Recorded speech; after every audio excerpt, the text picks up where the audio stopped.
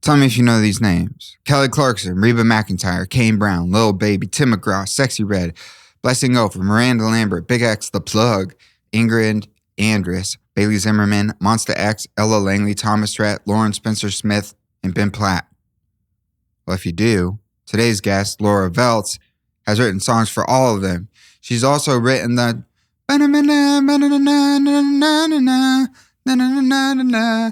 what's that song called? Blue Stripes. Blue Stripes.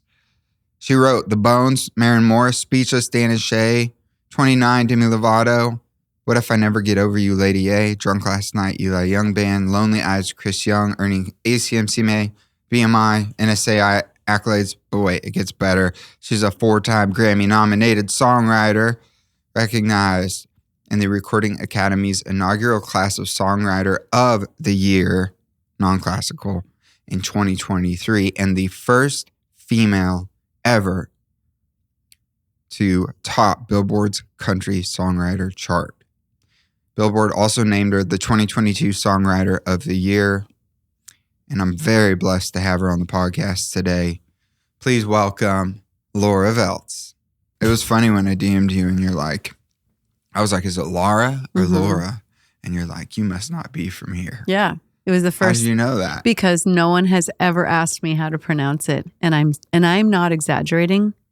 No one since I moved to the South has said, how do you pronounce your name? Never. Not Really? a once. No. Because when I'm in the North, they say Laura. And when I'm in the South, they say Laura. And I don't correct them either way. I don't really care either way. But you were like, what's the original? You know? Yeah. Very cute. I like that it was like the first time anyone asked me. I'm like, this is kind of a unique moment. Yeah, that is interesting. That must be why you came. Hey, well, I'm happy I'm here. And it is Laura because I'm from the North. But I don't care. I like it all. Yeah. I think it's all It's cute. Laura. It's I only Laura. knew one Laura, but I had to ask. I felt like I didn't want to Appreciate get it that. wrong. That's very nice of you. But what we were just talking about, the cosmic reality versus the I don't know, the I want to be known forever kind of thing, and then the living in the moment. Yeah. I think that's really interesting. So now that I know we're recording, I kind of want to talk about it Let's some more. do that. I love that. It's kind of my favorite subject. Really? Yeah. I talk about it a lot. I had this weird conversation with my daughter when she realized, like, we talk about the fact that things die. We've never like held that back. But there was this one funny moment when she hit like 8 or 9 where it just something occurred to her, something new about death. And she said it was so hysterical how she went from one thought to the next. It was so quick. She was like, oh my God, I'm going to die. And I'm like, yeah, eventually you're going to die. And she's like, what if no one remembers me? And it was like the first thought she had after she realized that she's not going to live forever. And I was like, that's remarkably profound that, first of all, I have a very articulate little kid. She's really articulate. But the fact that that's the first place she jumped, I'm like, this is the human condition in a nutshell. Like, this is why we do everything. You know what I mean? Yeah. And I was like, you'll be remembered by some and forgotten by most. And it's going to be okay. It's okay that you're only here for a time. And your soul, if you believe that shit, is a forever thing. So don't worry about it. Yeah. You know? Yeah. Do you feel like having her is like continuing the legacy, like at all? I really try not to think like that because I don't want her to belong to me. You know what I mean? Yeah, I get you. And I think that comes from some childhood trauma from my shit because my parents really owned me in a weird way where it was like I was such an extension of them that I didn't know who I was. Now, in a cute way, absolutely, to answer your question. Yeah. But like I really try to think like, no, I hope I'm the mother of a really remarkable person. I really hope to God she's not the daughter of a really remarkable person. Yeah. Do you know what I mean? That's what I mean. Yeah. Yeah, like I would quit anything and everything to make sure my son's set up for the most success possible. Exactly.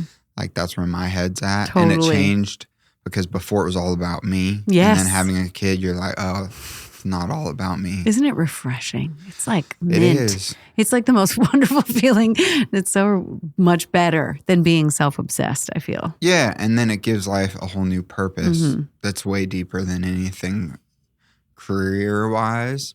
But I also wonder, on the pushback of that, is like, do you think it's easier for you to say that having so much accomplishments? That's a really good question. I was just talking about this with Shane McAnally. We interviewed him and we were talking about how it's kind of a bitch thing to say, to be like, I don't care about numbers. It doesn't matter. Like, being that person is only possible after you've kept your lights on for long enough with your art where, you know what I mean? And it's actually like, it's a really big conundrum. Like, I wish the songwriting community was compensated properly, because then everyone could just be like, I got a cut. That means I can keep my lights on. Or a song of mine streamed real crazy, and that means I can keep my lights on. Because it's so funneled so specifically to radio, it is kind of a bitch thing to say, to be like, oh, I'm just,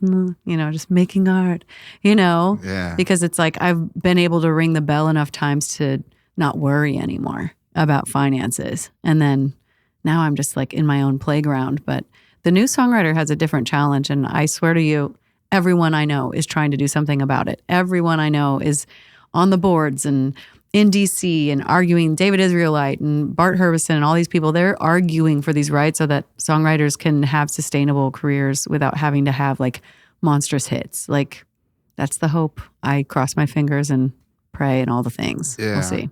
Do you feel like being where you're at, it's one of those things where you feel like you almost have a duty to help do that?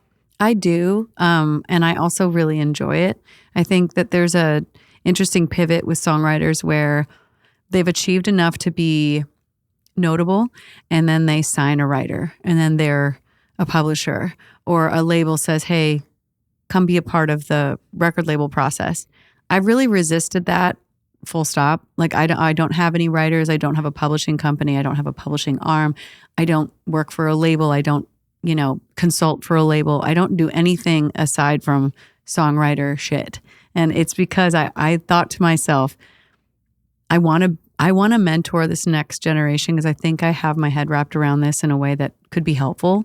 And I don't want to be like benefiting from, I don't want to be financially benefiting from the next generation's, like, does that make sense? Yeah, like you also, you don't want to be eating from the plate of the people that are in direct opposition to what you're trying to help change. There's that for sure. And I know there's a lot of people on the side of that who are really trying to make change as well. Yeah.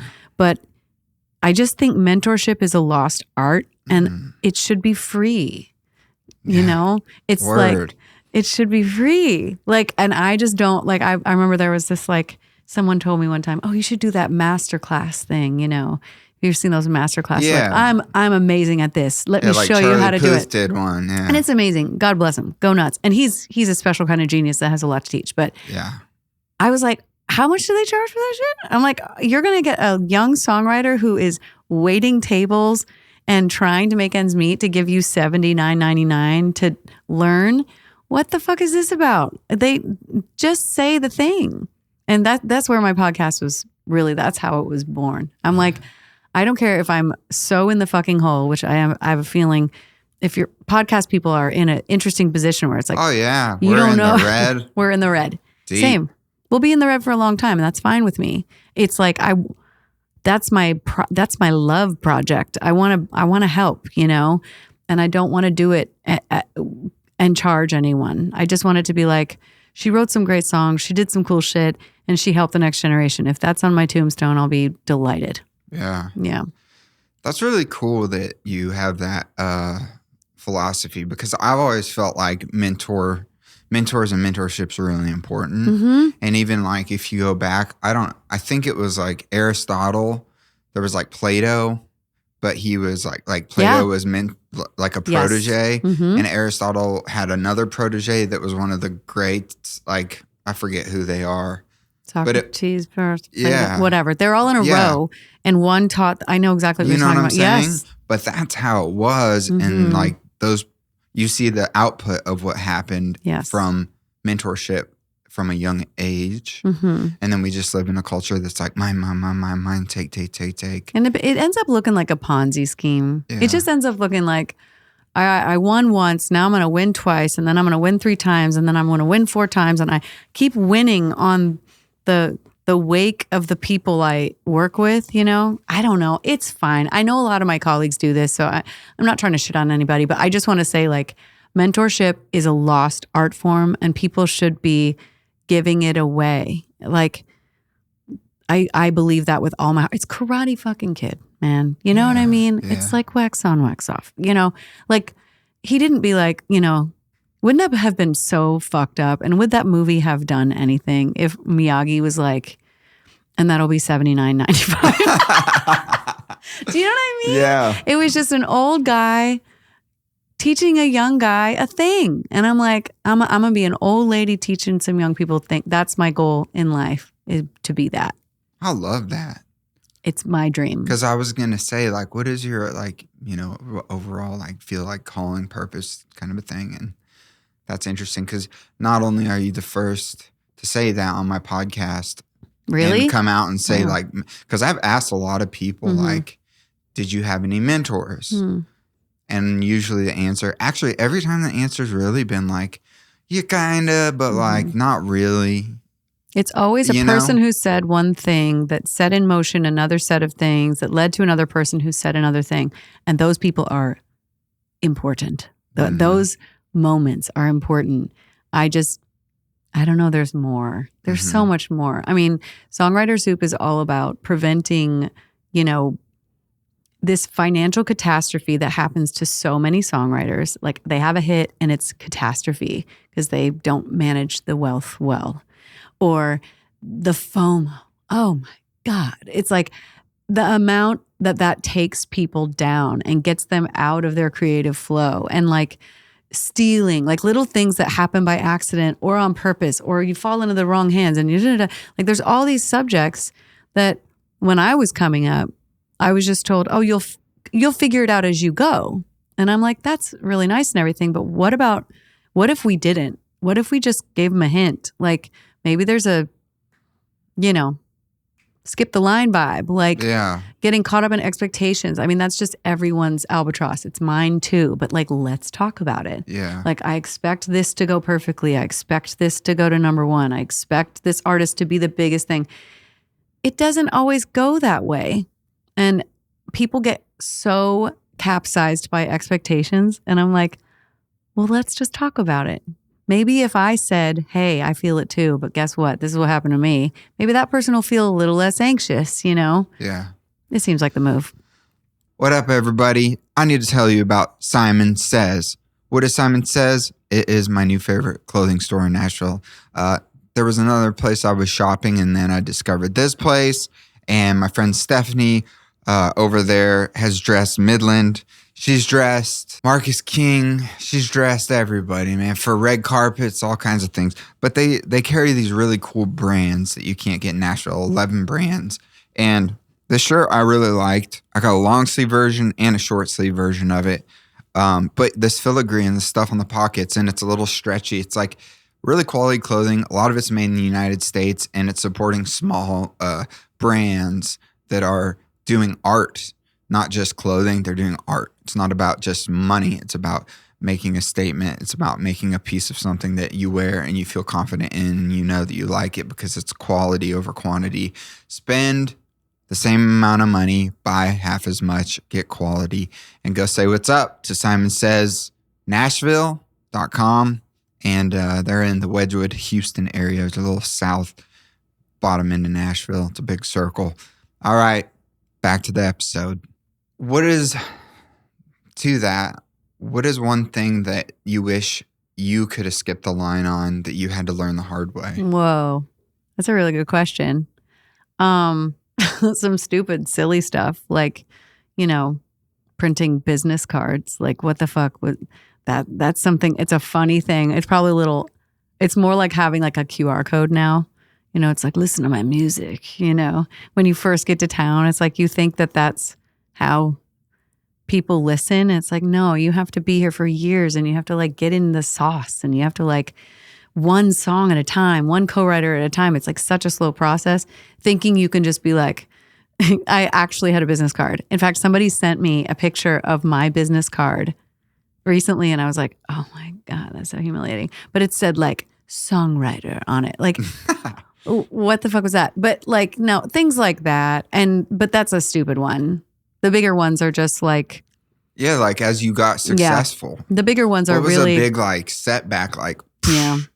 And it could have been financial. It could have been psychological. Like, I think it's like the post-hit hangover thing that is really hard to predict because you spend so much of your time going, man, the moment that happens, I'm going to feel so much better. I'm going to feel better. I'm going to feel like accepted and I'm going to feel like a part of the group, you know?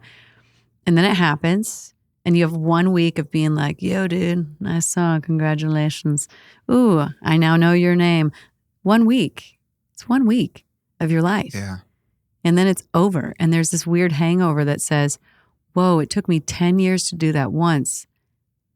How the fuck long is it going to take me to do it again? And you go through a depression because you're like, anyone could do it once. It's a fucking coincidence. I'm a sham. I'm a sham. You know, and then you're on yourself and you're feeling like a loser, you know. I think that's just innate, but I feel like talking about it helps, you know.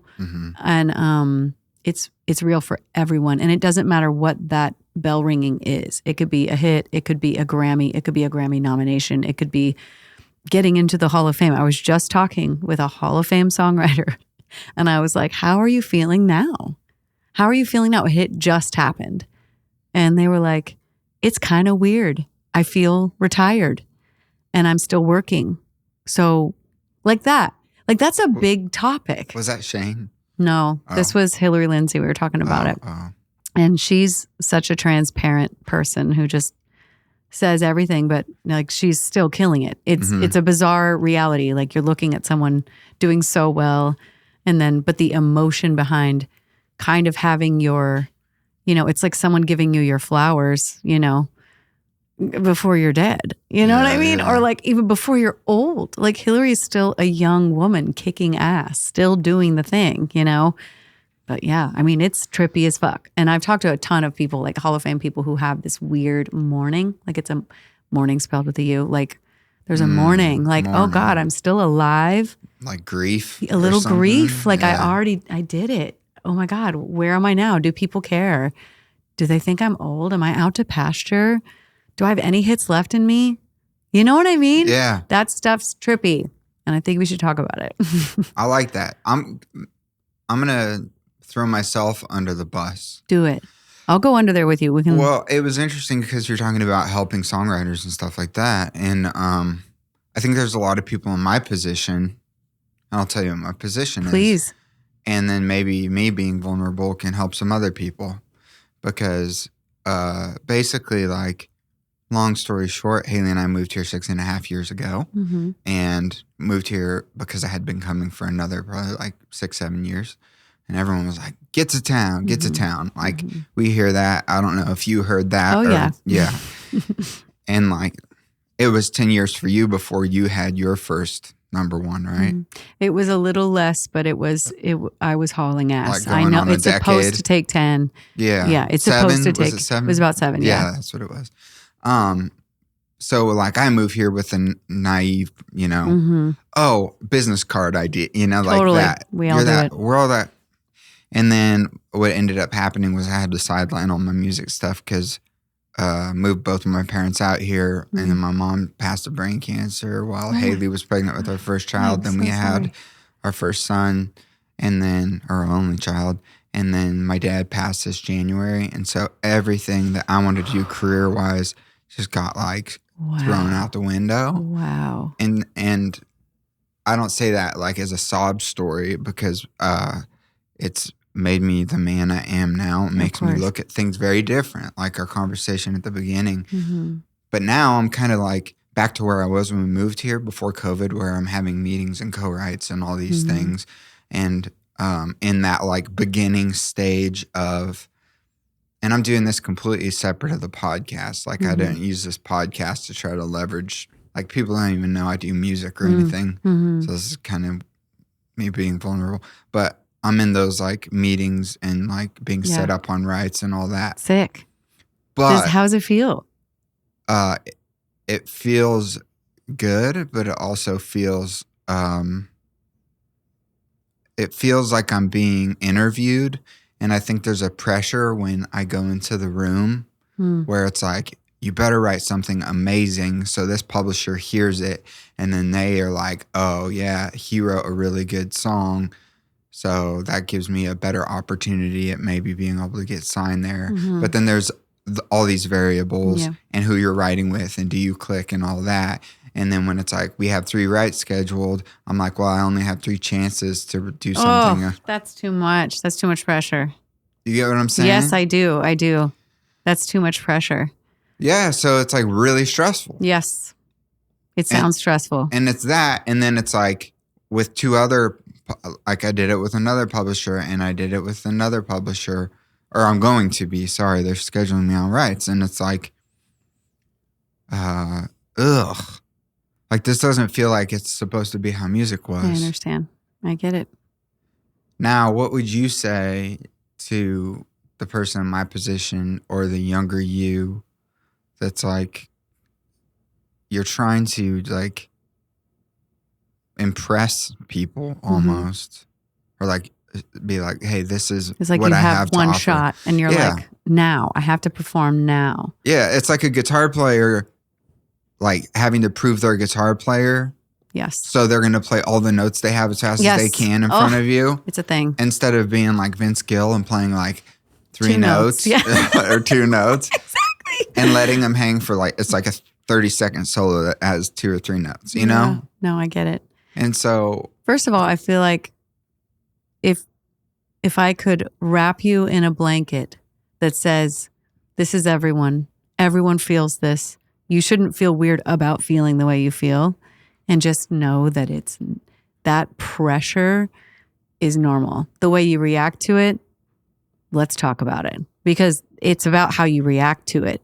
Like there's no way you're going to be like, shut up voices in my head that say you have to, like those voices never go away. Well, they go away somewhat when the pressure has like gone down. But in terms of like, they just come in a different form. They come in a different, you know what I mean? They're like in a Halloween costume and you're like, oh, there they are again. They're different stories, same voice, blah, blah, blah. I just know you're not alone. First of all, like everything you're feeling is everyone. It's totally okay to feel like, oh my God, I have to fucking nail it. This is so much pressure. How am I going? Like, it's not just you. But in addition, like, do you have any practices that you do that are not related to music? Like, are you a pray guy? Are you a meditation guy? Are you someone who like centers yourself in any kind of way? Yeah. I pray and I read the Bible. Nice. Anything that centers you to remind you that you're going to die.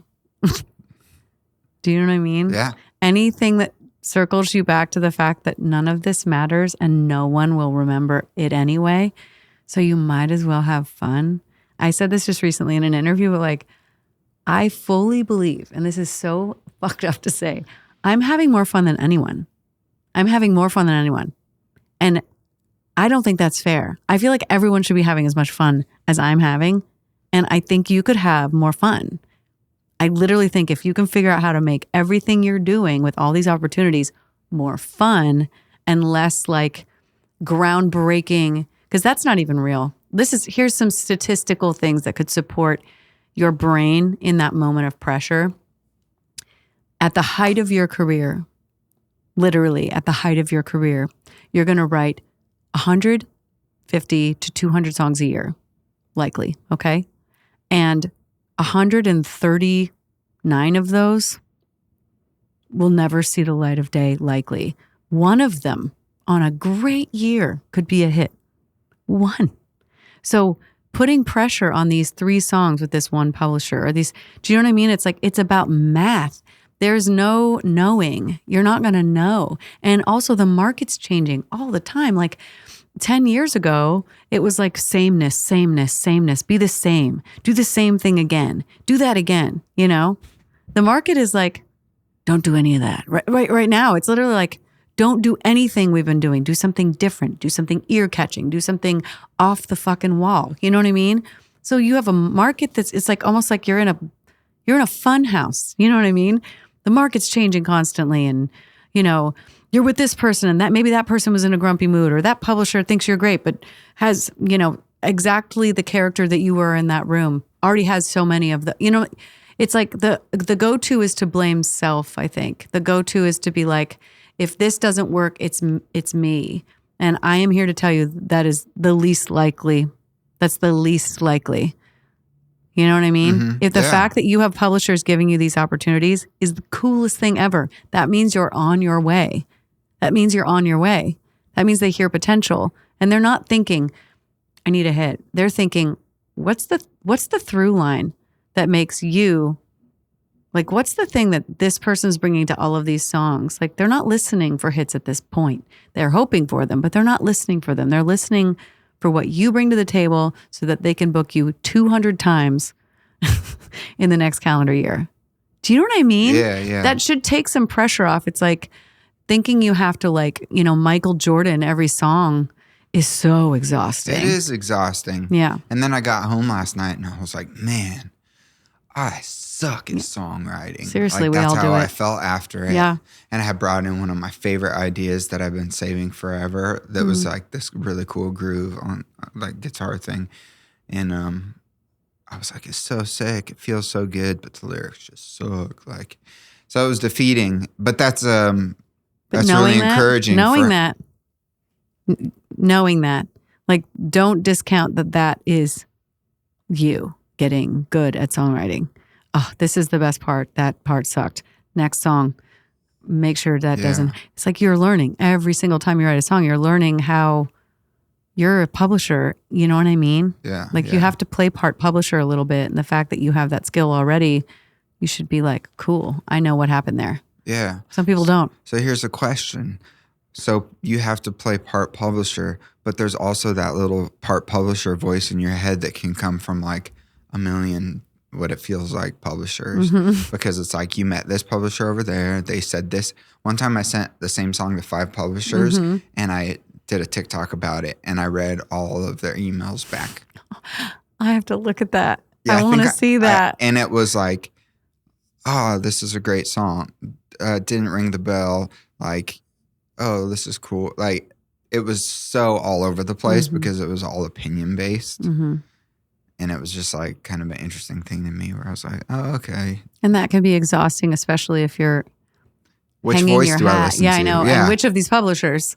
Yeah. And then also, like, what if that person knows what they're doing and they say it sucks, and this person doesn't know what they're doing and they say it's great? It's like, that's too many voices. You know what I mean? Too many voices in the head. I think it's always this, like, this game is about stamina. I really think this, like, songwriting is about stamina. The fact that you up front know that it's going to take a long time is a good thing. It takes so long. Like, it just takes so long. And then it only takes one song to get you in a new set of rooms. And then it's the anxiety. You got to do it again. It's like, it's a never ending, it's stamina. You have to be able to withstand all of this doubt and self-doubt and other people's doubt in you. Like someone saying, it doesn't ring the bell. That's not nice. You know, they could have been constructive. I wish they had been constructive for you. That would have been nice if they had said, hey, this is the special part of this song. This is what I hear as the special part. This is where it didn't quite connect the dots. Write another one. Yeah. You know? For sure. Could have been constructive. I'm sad they weren't. I'm sorry about that. But no, it's not a huge deal. It was a while ago, but it was just interesting to see how all those opinions can shape my opinion of, like, filtering songwriting through somebody else's, what you think they're going to think. You know what I'm saying? Yes. So I'm curious, like, for you as a songwriter, especially on the Jesse Murph stuff, Haley was showing me 1965, the intro on that. And it's so, that's like, me. Is that you? Yeah. Yeah. Both of those voices are actually me. Even the man's voice is me. But then they ended up, like, setting it through some editing bits, and then somebody did it on top. There's components of both of those that are me, which is so silly. That's awesome. Yeah, it makes me laugh. But it's like very out of the box. Mm-hmm. And when you're writing stuff that's out of the box, you have to be in a creative, like fun mindset, I would feel like. Yeah. Where you feel free to be able to like ebb and flow.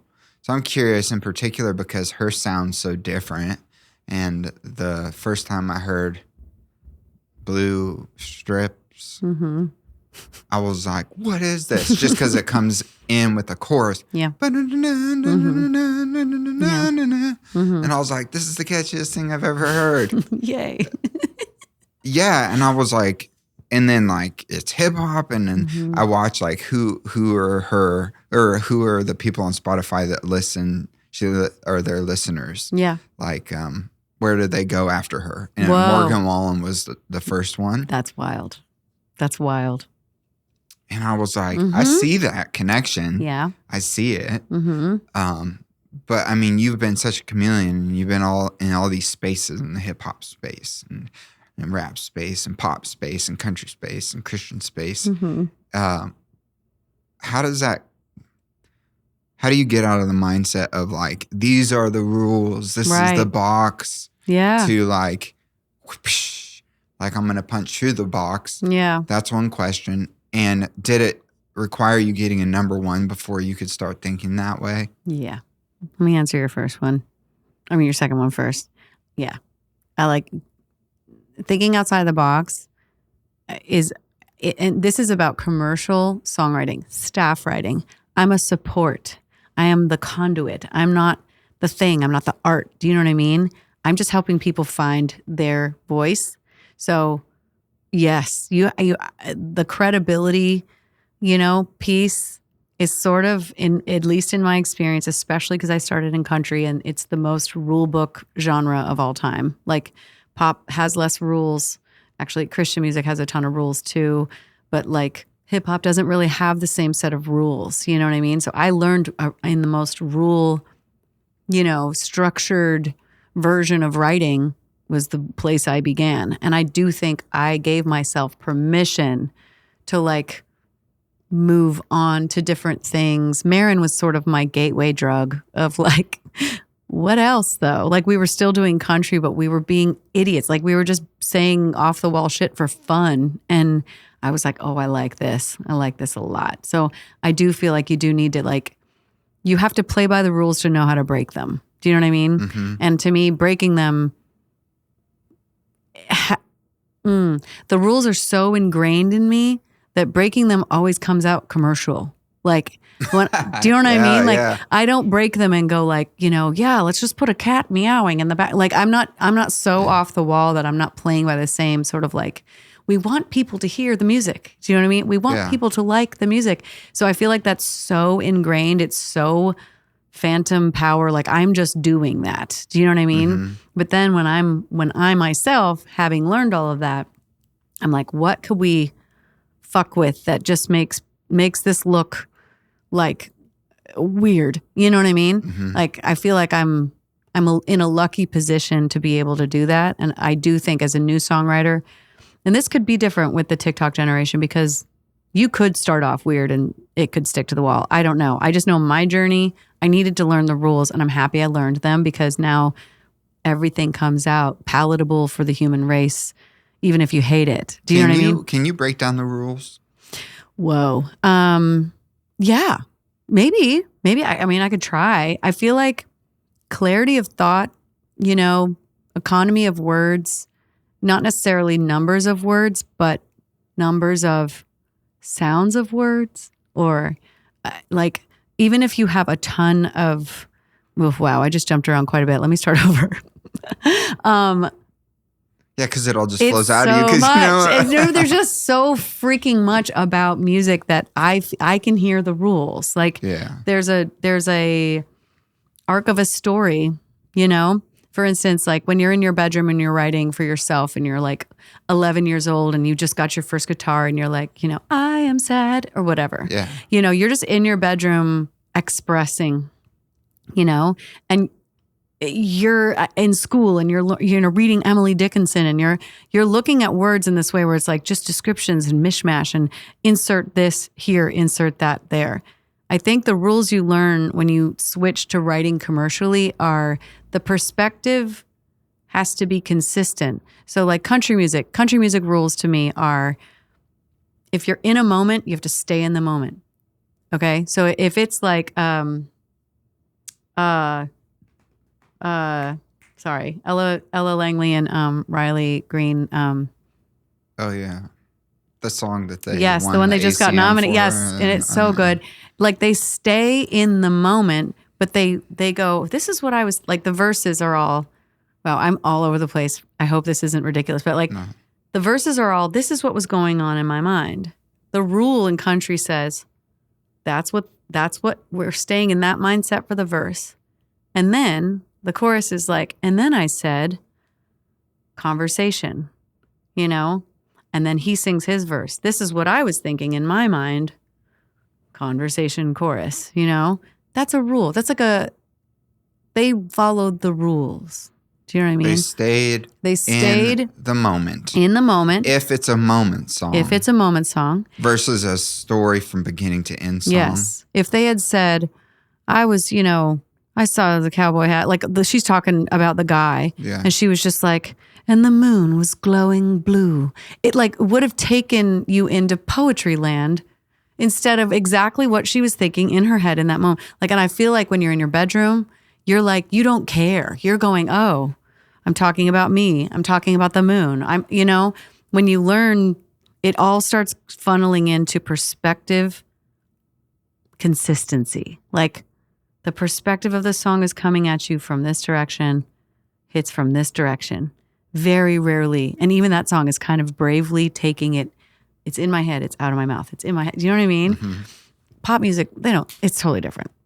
But country music has these perspective rules that I think are really cool. It helps the listener follow the story. It's good for the listener, It helps them stay on track with you. So if you're talking in I, stay in I. If you're talking in they, stay in they. If you're talking in you, stay in you. That's like one weird rule with country. Did that make sense? Yeah. Are you always trying to write to a hook? To the hook? The whole song's pointing always. To the hook. Oh, definitely. And I love it because it's wordplay. Wordplay is like, I don't know. That's like our ice cream truck, I feel. It's like, ooh, I get to twist that and we love an up down, we love a left right, like we're always doing our fun. Songwriters are hysterical people. We're just we get off on weird shit. But like wordplay, I think writing to the hook is like super fun, you know. Okay, so writing to the hook, economy of words. Economy of words. You don't need to you don't need to say a ton of words. It's about the right words. Yes. Not how many. I always talk about this Alan Jackson song, Little Bitty. I don't know if you know that song from back in the day. Do you know that song? You do? Okay. So this is the economy of words masterclass in my head. Little bitty house and a little bitty. I don't even know the words. Little bitty and a little bitty. Little bitty and I don't even know the nouns. I don't know what they are. I mean, I would if I was like bopping. But right now, I can't really remember them. It's all right to be little bitty. Like, that's the least amount of words saying so frickin' much. And then the end of the chorus, you might as well share, you might as well smile. Life goes on for a little bitty while. Like, what the? Who did that? I mean, you said everything with so few words. Mm-hmm. So few. I hope you dance does the same thing. I hope you, no. I hope you, blah, blah, blah, blah, blah. I hope you, da, da, da, da, da. But and when you get the choice to sit it out or dance, I hope you, those little choices are the little things you learn in like country class. Like, and rap does the exact same thing. It's all about making sure that everything fits in this word grid, a big thing with rap that I think is so fun is like, I imagine what they do is they think of all the rhyme words and they just go, how can I flex with each one of these words? I this like a tyrant. I like a Maren. I sit like a I. It's the same thing. It's like economy of words. It's always a description based on loud words, but like the same connective tissue. Yeah. And I think rap does that. Now pop, it's a whole different ball game, you know. And then Christian, different ball game entirely. Yeah. Is pop wide open? I think so. And where do you see that crossing with country? Oh my God, everywhere. I mean, you were saying the thing about Jesse and Morgan, how like it's the same playlist, so to speak. Like the same person listens to both things. Yeah, exactly. That's your avatar. Isn't that insane? Yeah. I feel like it's like Southern. So Jesse is Southern. Morgan is Southern. And I think that Morgan talks. Mm-hmm. He's got that talky kind of thing. True. And his singing. Like spit quality is so good, as in he can like spit it out so fluidly. Like he's such an excellent music maker person, truly. Jesse can do all of it. She was raised around all kinds of people, and you can hear all genre in her spirit. And for her, she's just someone who's like, I've never been a genre. You can call me whatever you want, but that's not who I am. And I love that. So our playground is large. We get to do whatever. It's so much fun. So what would the writing room with her look like? Really unique to her. She is a incredible, like, I call them like spaghetti writers. It's like they throw everything at the wall. Like she's really good at not judging herself in the moment of writing. So gets on a mic, there's music playing, and she's just saying shit. I just bought a mansion in Malibu, was something that literally fell out of her face upon like, give me the mic. Word for word, note for note, like that just fell out of her mouth. And so she starts singing and I'm going, what could that mean? What could that mean? How could this be a story? So she's just meandering, saying every thought that comes to her mind. Sometimes it's funny, sometimes it's bitchy, sometimes it's sad. I mean, it can be anything. And I'm going, how can I package this? So I'm like scaffolding around her ideas a lot of the time. This is not at all how it works in Nashville. Like building a song around an idea, it's like the opposite of that. It's almost like I'm building the idea around her. Does that make sense? Mm-hmm. So she's singing and we do this thing. She loves to do this where we just play like roulette and the producer in the room will just have like 30 starts and she'll be like, give me another one, give me another one. And the day we wrote Blue Strips, we wrote this other song on our album called A Little Too Drunk. And it was a 30-song session of just her going, give me another one, give me another one, give me another one. Say no. And we're like, is that good? Is it better than this one? Which one should we finish? Is like how we typically do it. And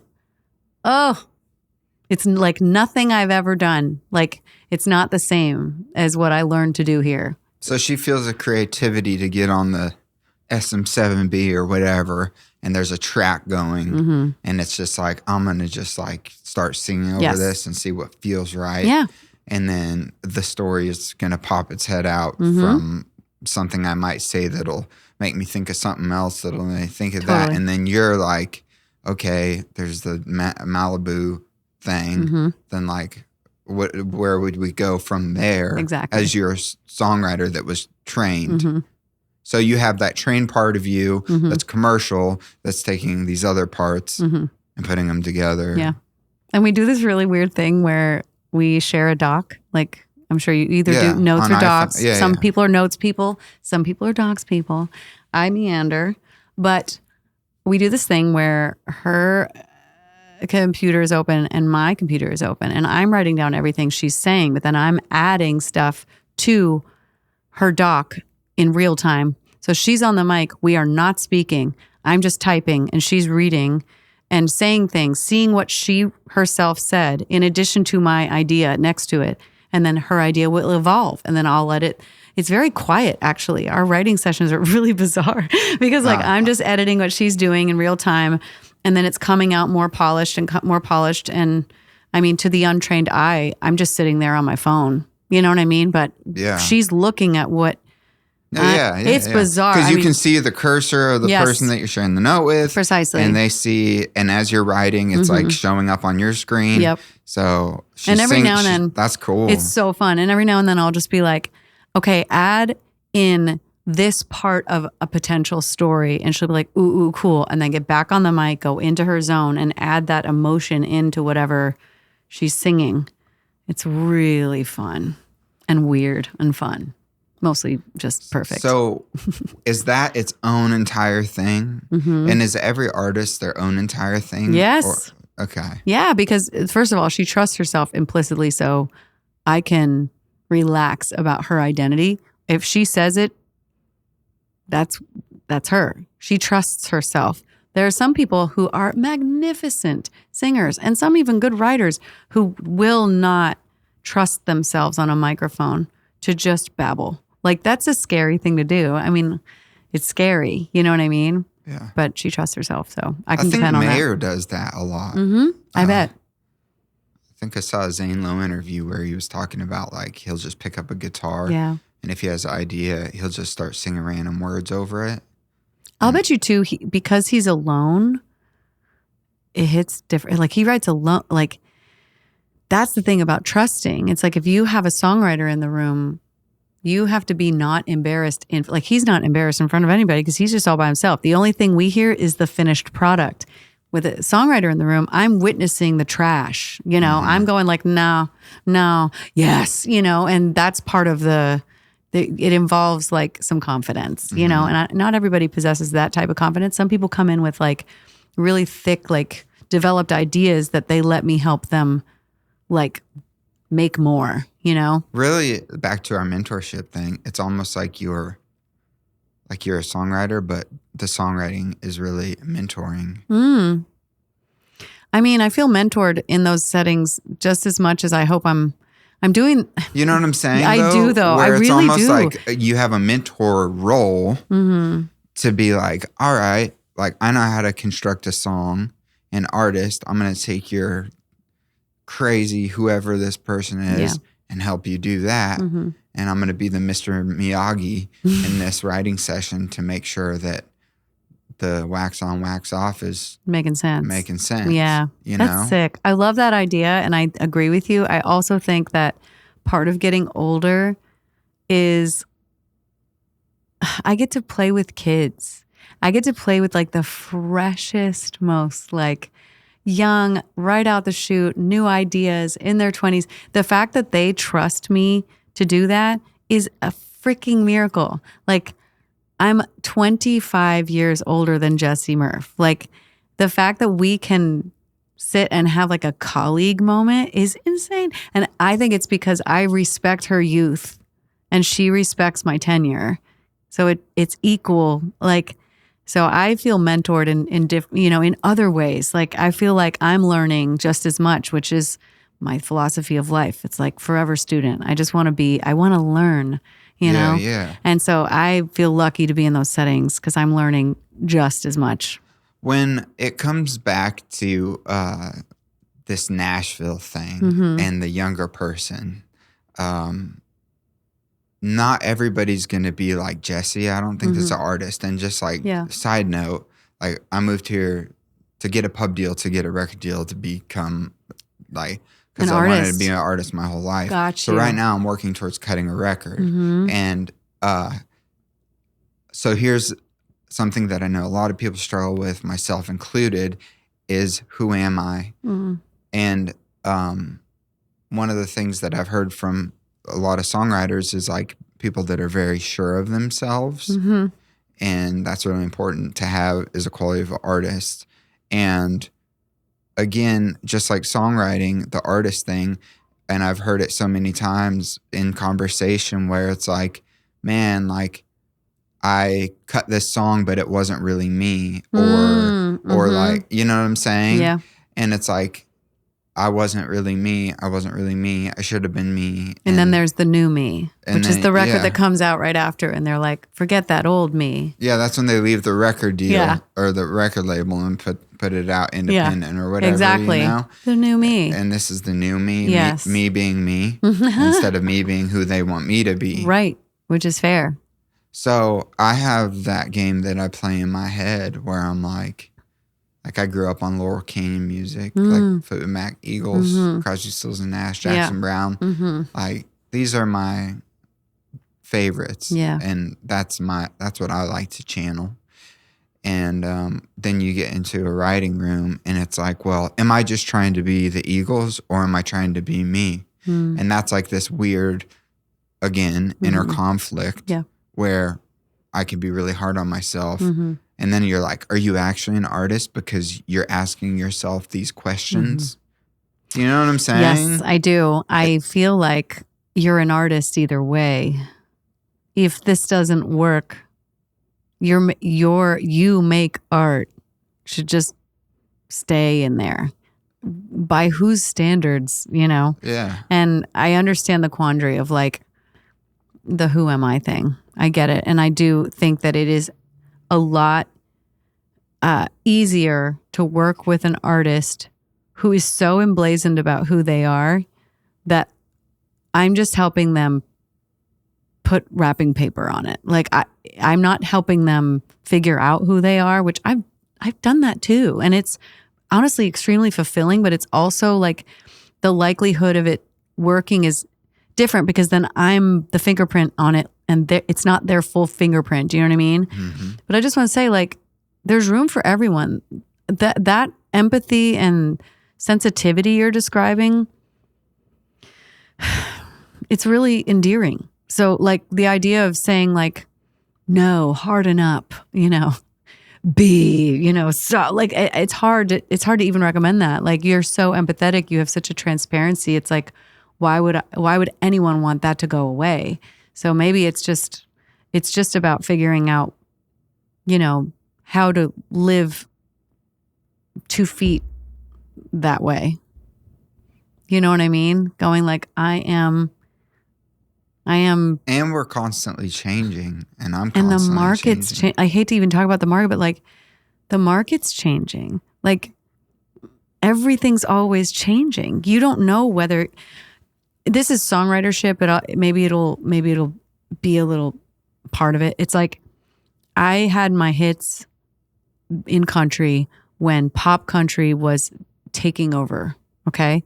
And right after the pandemic, I was not a go-to call because everyone went super hyper country. Now I've written that shit. I have cuts that way, but it's not how I was known. Okay. Literally crickets for a little while. Like I went out of style, so to speak. It's so silly because songwriters are service professionals, but I did and that's part of why I went to LA because I was just like, well, I'm going to go be weird with these people out here. But that can happen to everyone. You know what I mean? There are people where you're like, surely this person will never, ever, ever go out of style, ever. Lo and behold, you know what I mean? It's just part of life. So invert that. If you're not it now, you could be it in 5 seconds. Like there's no telling. Like the market changes all the time. So if anyone's, giving you feedback, they're talking from a very specific vantage point called right now, Nobody can see the future. And so if it were me, if I were you, I would just trust myself. Like pick the thing that lights you up the most. And I don't believe in suffering. I really don't. I talk a ton about, and this is not specific to you at all, but being an artist is really hard. You have to be away from your family. You have to sell, selling is so exhausting. When I think about these poor kids, like out there just selling, I'm just like, oh, I don't have to sell shit. Yeah. I just get to make stuff and then go home, It's a kind of a decent gig. My point is this, like the artist thing is incredible if nothing on this planet will stop you from doing it. But make sure, because it's fucking rough. Like being a songwriter is sustainable. It's a sustainable life, Being an artist is like going to Mars, It's hard shit. And I don't know anything about your artist career, so this has nothing to do with you specifically, but just there are people who hang on to it so tight that they've still got the hairbrush microphone, and they're trying to make sure that kid with the hairbrush microphone doesn't feel like they failed, you know? So it's like, it's a lot of inner work, but like, make sure you're not doing it to the chagrin of your own fucking happiness, because good God, it's not worth it, I promise. Like, it's hard. Because sometimes I ask myself that question, like, what is my... Because it gets really, really weird when you go from loving something, music, and there's an innocence, and you're that kid in the room singing, I'm sad. And like, those are the most innocent lyrics you're ever going to write in your entire life, because they're not adulterated by business. Yeah. And then when that art and commerce collide, then it gets really confusing. Yes. And you're like, I wanted this thing my whole life. I've been working to this thing, like, and then you hear like that, and like I've heard that the road is so hard, especially with the family. Like, if we ever did it, we'd go on the road together, bring the fam in a trailer or whatever, and then podcast from the road. Because like this, like, is the like going home every day kind of a thing, you know? And I absolutely love it. Yeah. But I also ask myself the question, I'm like, am I afraid of the artist thing because I have anxiety performing? I do, but go on. So there's part of me, and that's the main driver of why I'm afraid of it, is because of that. Yeah. Just to be transparent. Dude, ditto. I can't stand it. I have I do these songwriter rounds every now and then. There'll be one where I'm like, I just can't say no. They're willing to pay a huge amount, and I could, pay for my kids, something with that. And I'm like, okay, I'll do it. Or there's a fundraiser, and I'm like, fuck. Okay. All right.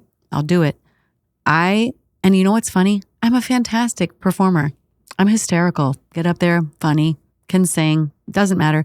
My inner self is absolutely hating it. My inner self is hating it. And I'm like, why am I doing this every time? But it always is a good cause or whatever. And it's great. But truly, that anxiety, if you're trying to conquer your anxiety, kudos. Super praise be. Hope it works. But performance anxiety for me is like, I don't know. I feel like the anticipatory anxiety. It's before. Coming up to the performance. Same. And then you do the performance and it's done and you're like, Does it scratch the itch when you're doing it? Like, as I get into it, yeah. Okay, yeah. I would say. See, and I used to perform a lot and didn't get anxiety, but then I had a couple like almost panic attacks on stage, and then that like really screwed with me. See, this circles me back to, there are people, like, the odds of successfully being an artist are almost nothing. So let's take that and absolutely just look at it for a second. The odds of it being financially sustainable are almost nothing. So I'm like, you have to love it so much that you will die without it if you want to do it. That is literally how I feel about artistry. I'm like, don't do it if you're kind of into it. Do it if you're literally like 2 feet in. You can't stop yourself. You were born for it. Because there are people who are like that. There are people who are just born for it. I'm good at it. My whole life I've been signed to a record deal. I hated it. I just hated it, And it wasn't that I wasn't good at it. That's another thing, is like the voice in my head that was just like, why aren't you doing something you're good at?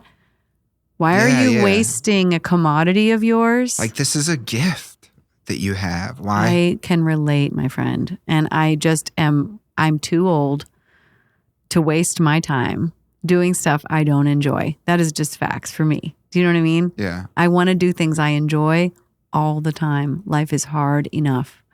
I don't want to, if writing didn't light me up, I hope I wouldn't do it. You know what I mean? Yeah. Anyway, So the weird thing for me is like my favorite part of the whole music thing is me being in the studio recording like different parts and There's like jobs singing for that. my Yes. songs, but singing my songs and hearing my songs come to life Like with it's your all own voice? With my voice. So then just don't tour. Like just make music. And it's just like that. And then it's like, but then I'm like, I like coming home and seeing my little boy and my wife and having dinner at home. You know? Kind of nice. What if you TikTok is a very wonderful thing. I know. Just put it out and leave it alone. Maybe it makes you money. Maybe it doesn't. Who cares? Like, and own the masters. Yes. And you'd own the masters. And if one pops off, you could fucking buy a house. Like, who knows? You don't know. The thing is like, I feel like this era is actually incredible for exactly you. Do you know what I mean? Yeah. I don't want to do this. I don't want to do this, but I do want to do this and I do want to do this. And I'm capable of doing this and this. And this is Struggle Bus City. And this is fun. Just do everything that's fun and just see what the fuck happens. Yeah. Like, hot take. Do what's fun. The funnest thing. It's not even a word. Professional songwriter. But it's do the funnest thing. Yeah. Always. You know? Yeah. And I think being really honest with myself is really important. Totally. And we always like play mind games to like trick ourselves. Oh, like, yes. oh, you like for the anxiety thing for me, it's like I had anxiety doing this and like I'm almost at 60 episodes. And now I don't get anxiety sitting down and doing it because like exposure. So I'm like, if I was on the road, like performing every night, I'm sure exposure to therapy, just like in like CBT or like therapy, if you had OCD or whatever, you'd give it a try. You do.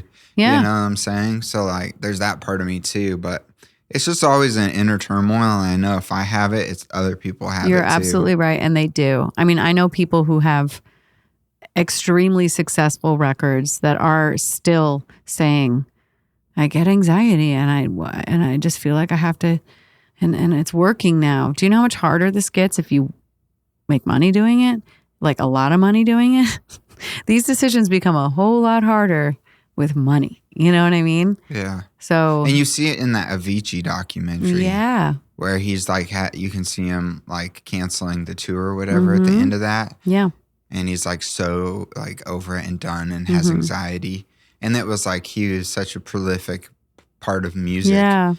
And then you watch him, but almost the whole thing was him having to self-medicate to get on stage to do the things that he was great at. Yes. I don't think you it's, see it take its toll. And it's so many of them. I mean, I'm really happy to see sobriety kind of like being a trend. Because I mean, like, it's really hard to watch these people because it is hard, you know, to go out there and be on all the time without any assistance. And you have to be in the mood all the time. That's another thing. It's like, ugh, I can't believe it would gross me out to be like, you have to be having fun, like visually, you know? Yeah. It's exhausting. Yeah. Anyway, I'm so thankful for those people who do the artist thing, but you have to love the shit out of it. And honestly, even writing for artists, like I'll write with a new artist, my team's like, hey, you should try this, blah, blah, blah. As soon as I sniff that sort of like, it gives them too much anxiety, I myself, and this is probably just the mother in me, but I'm like, I don't want to write with someone who I'm causing more, like if I write them a banger, I'm creating more of a problem for them. Like I kind of moonwalk out of those rooms, like because it looks stressful and the artists that I write for wouldn't do anything else. Like absolutely wouldn't do anything else. Have no interest in doing anything else, you know? Yeah. And that might be like harsh sounding, but it's still true. Like the truth is that I can sniff it out. There's so many, you know, little clues that are like, whoa, this is wearing you down. You're not going to make it. Radio tour sucks. People are mean, you know, and you're never going to sleep. And there's phoners every 5 minutes. Like I've seen it. I've been on the road with these kids. It's fucking awful. Like it's a lot of life. You know what I mean? It's a lot of life to ask of a person if they're not in love with it. Yeah. You know?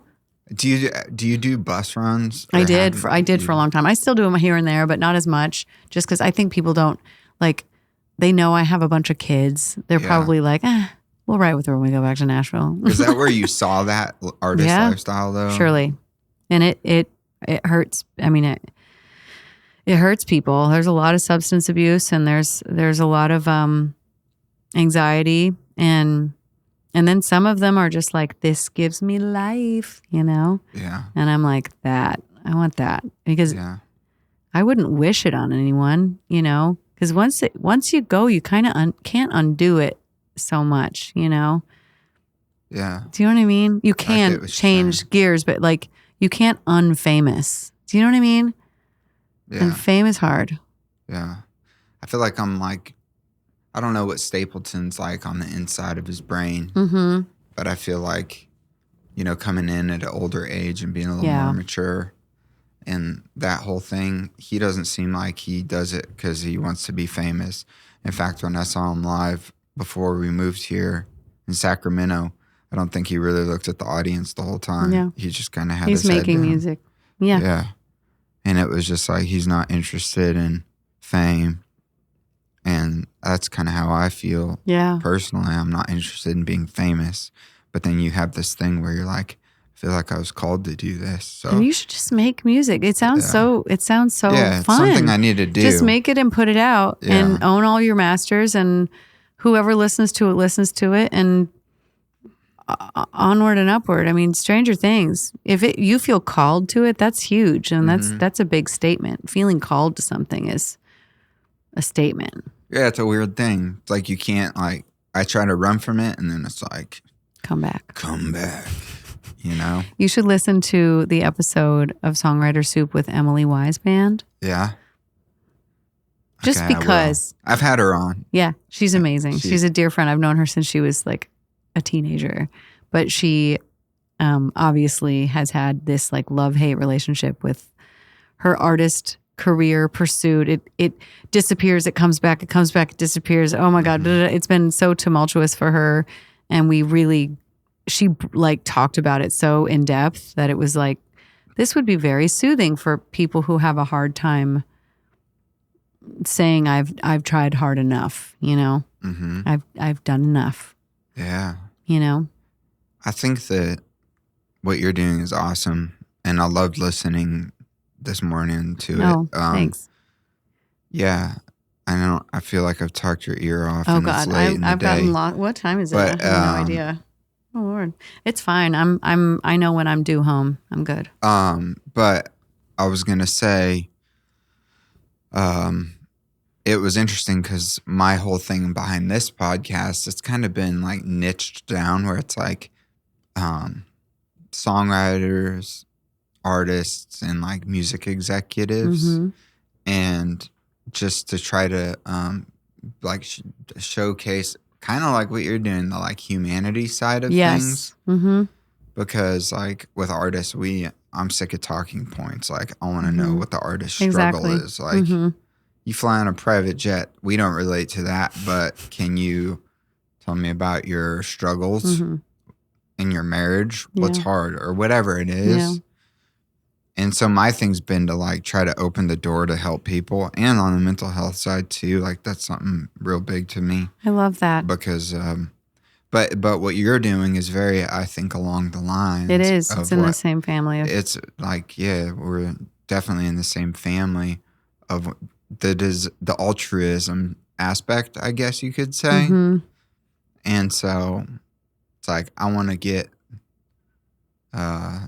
make money doing it, but also I'm like, I feel like called to do it too at the same time. And it's just interesting. But I love yours, and I really do. So people listening, if you enjoy this, I feel like, what's the name of it? It's called Songwriter Soup. Songwriter Soup. Yes. It's like chicken soup for the soul. That's precisely it. Is that where you came up with that? It's healthy soup.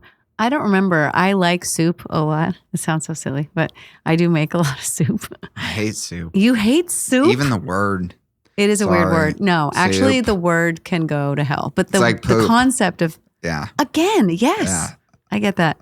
But I do love a soup, and we're coming upon soup season. And I'm so excited. But I make soup a lot, and I thought it'd be a silly connection. Yeah. I also do a lot of volunteer work for Hope on the Row. Do you know Ava Sapelsa? No. She's a songwriter, and she started this nonprofit that feeds the homeless on Sundays at 2:00. And I've been taking my kids down there forever, and I haven't been in a little while, and I'm due to go back. But I always bring like a big yellow pot of soup or chili or stew or something like that. And so I don't know. It's a theme in my life. I do love a soup. Oh, that's awesome. Yeah. I like that. You should come. It's really fun. Yeah, it's just I've wanted hour. to do something. It's lovely. It's an hour of your life. You go, you stand in a line, you say hi to your fellow homies that are just struggling, and yeah, human beings that we just overlook at stop signs. I mean, I was raised really, really poor, and my kids don't know what that feels like. And I just, there has to be a way to make sure they don't turn into little jerks. So I feel like if we regularly go, they bear witness to humanity of all kinds, and they understand that this is possible. This is life sometimes. Then maybe they will be better for it. Do you homeschool your kids? We just started. We hired a tutor this year, and we're out of the system, I think. Yeah. That's what we're going to do when it comes time for We'll talk about it, I'm sure. We'll have to talk about it. Yeah. Did you have any questions? No, you asked my question. I did? The 1965 question? Oh, I want to hear your version of that question as a woman. Yeah, and I'll say it in here, or you can repeat it. What? Well, just because the way it's like she's talking in the song. Mm-hmm. It's not like she's singing it. Yes. And it's just so different. Yeah. And unique. And so I was just curious, Mm-hmm. like how does that work in a song? Yeah. Like how does that come about? Yeah. A lot of her meanderings. Should I repeat the question? It's a great question. Yeah. Haley over here asked whether Jesse Murph's like stylistic, like sort of talking, singing, rapping, like it meanders between all the things, and how does that come about in a studio? I seem to be a magnet for hilarious women, and I think part of it is it's her sense of humor. Like she gets on it's a very natural thing with her when we're in the studio to just kind of talk out her feelings, talk out her thoughts like that. In fact, the outro of the song, where she's like, Dirty Dancing was a movie. There's like this weird that's what I'm listening to. This is fun, actually. I'm really happy that you said that. That little outro is typically what I'm listening to and typing, and she's next to me, and we're kind of jumping around, and I'm going, oh, that sounds like this. This could be that. Oh, I know what you're saying. Remember? Oh, you're nostalgia. Oh, that could, okay. And so we're sort of like creating songs from some of her doing that, like just meandering around. So yeah, it's her style, but I also do think it's akin to just her sense of humor. I think she's so funny. Like her flow is funny. And so, yeah, that was a lot of that. And keeping it in the song was like a conscious choice. We wanted it to be like when she's the character of like Nostalgia Land, she's in this like sing-songy spot. And then when she's talking like a Gen Z person, it sounds like lightning bolt, like yelling at people, like just yelling at someone, and it goes from what, and I just think that's so funny. I love her. She's so much fun to write with. Because that at the end, and she's just like freestyling off time. Yes. And then eventually the time kicks in, like the groove. Yeah. And sometimes when we keep it, it's like, it's kind of like Sam Hunt did a version of this. This isn't new, but I think it's new on a woman.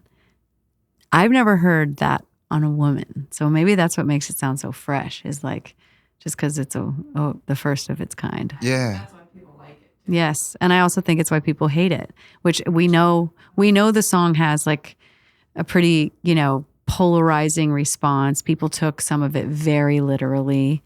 And then it was like the satire was missed by some, or mainly that TikTok is like soundbitey. So they just heard one line and they took it out of context and was like, what are you saying? But that was the point. That was the intention. Anyway, we did our job. It got a lot of chatter, and I I Will Die on That Hill. That song is perfect. I love it. That's awesome. Do you know a hit when you're done writing one? Sometimes. Like more now than ever? Are you more dialed in? No, probably less now than ever because when I first started, it was so exacting. Like everyone was doing impressions of self. You know, it's like, oh, it needs to sound a little bit like this. Just do that again in a new, way. Now it's just like, it's bonkers. Like hits can be anything now.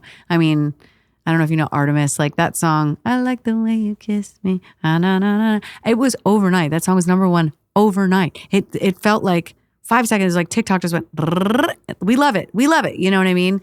Who the hell would have known? Like, how do you don't know, Sally When the Wine Runs Out. That song is fucking amazing. Like, it's weird. It's like throwback. Speaking of your Laurel Canyon zone. Do you know that song? Sally When the Wine Runs Out? I don't know. Oh, babe. You're going to like what's happening in music right now. Because this is the shit. It's like kind of Laurel Canyon-y. In fact, I feel like I am writing with a ton of people who are throwing back to that exact era right now. Really? So maybe, you That's know what I mean? interesting. Yeah. I just like the fact of the collaboration, the great songwriting. I don't know. There's just something about it. The harmonies, like Totally. acoustic. You can just sing any of those songs from any records just on an acoustic guitar. Yes. And they stand alone fine. Yes. I feel like we went through like a period of like incredible like word, like flow. And I feel like we're in an era where like, let's just sing one note for a little while. See what that feels like. Let's just do long note shit. So we're in a zone where it's going simpler. That's so interesting. And you're so like on the front lines with that because I love it. So fun. And it'll change and tomorrow. it's important that people don't chase. Like you said earlier, stay where you're at and eventually the titles shift at the right time. And country is just like this super broad genre. It sure is. I heard you saying like you were comparing I don't remember if it was a Hank Williams song to a Thomas Rhett song. Yeah. Mm-hmm. Yeah, we were talking about how every genre of country claims its era as country music, and then it inevitably changes, and they're like, that's not country. And then that era says, this is country. And it's like this weird thing that keeps happening. It's like there was a point where Shania Twain was like evil. Like, how dare you? You're not, like, that happened. And now she's like, she's our Mount Rushmore. Like, how did that happen? You know what I mean? But to your point, language changes, but honesty shouldn't. Like, I'm so lonesome I could cry is this like honest confessional. Thomas Rhett talking about how life changes, and he's talking about adopting a kid from Uganda. Those are words that, Hank Williams would never use. Uganda, adoption. Like, but it was so honest. So like somehow there's a through line. Do you know what I mean? Yeah. And if country could just admit that we're going to change all the time, but that honesty is our through line, then no one would ever fight about what country music is ever again. It would just be like, oh, we say the thing. We're honest. We talk about real human things. That's it. That's it. Yeah. Last question. Yeah. What is your biggest habit that you do to sharpen your brain for being able to songwrite? I mean, my answer is going to be kind of Fruit Loopian, so you're going to have to deal with this because I could give you like my, wordy version, but I'd really rather say like meditating. Like I really try to I meditated on my way here. I have a thing that I listen to that helps me feel the most like myself. So I'm entering a room as authentically me as I could possibly be and hope that I'm, the conduit that helps the artist feel the most themselves, but I feel like part of my tool is making sure that I'm the most me. And yeah, meditation, like no, yoga nidra. I don't know if you're familiar with that, but it's not yoga. It's just like Shavasana yoga. It's just like lying down and like kind of going through your brain. This is a Rick Rubin thing. Yes. It's fantastic. And it's not, it'll put years on your life. It'll like make you feel rested when you're really tired, but it mostly is for me the quieting of my mind, the forgetting that anything's that important. Because once again, we're going to die. Like, forgetting things are important helps me relax. Like, I don't know. It just really helps me relax. So meditation for sure. Forgetting things aren't that important. Is that what I said? Did I say it wrong? Know. Forgetting things. What did I mean? I don't know what I meant. I just meant that like in that time, in that sacred space of intentionality. Yes. You're almost creating an intention by doing it because you're like, I'm going to be the most me. But I'm trying to take, I think it's sort of maybe the opposite. I feel like the intentionality, this is so fucking in the weeds, but I'll say it anyway. Go. Like, I love the trying weeds. Me too. Trying to like, like anything where I'm thinking anything is that important generally bites me in the ass. So it's about the opposite. It's saying none of this is important. And doing meditation somehow helps me remember I'm just a fucking soul in a meat suit, walking in a room, meeting another soul in a meat suit. Like, I just relax. So it's not about intention. It's actually maybe the opposite of it. It's about going, who cares? Like, I just want to have fun today. I've had so much fun just talking with you. That was what I meditated on. I'm going to walk in there and we're going to have a cool conversation. It's going to be fun. Yeah. You know? That's what I wanted. No, You've been amazing. We both got what we want. It's amazing when you interview a podcaster.